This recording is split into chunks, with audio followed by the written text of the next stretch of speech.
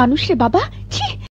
আমি প্যান্টটাকে এইভাবে পরি বলে অনেক মানুষের অনেক সমস্যা। তো বলছি তোমাদের এত সমস্যা কেন ভাই? আরে বৌদি, তোমরা কেন থাকবে না বলো তো?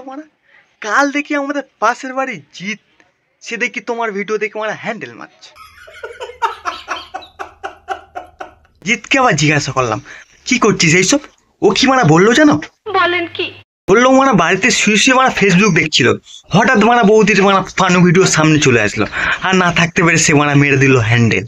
কি মানুষ রে বাবা, ছি।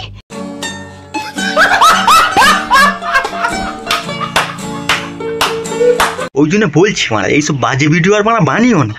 আজকে নয় আমাদের পাশের বাড়ি জিৎ মারছে, কালকে হয়তো আপনার ছেলে কেলটুও মারবে, তারপর দিনকে হয়তো আমিও মারবো।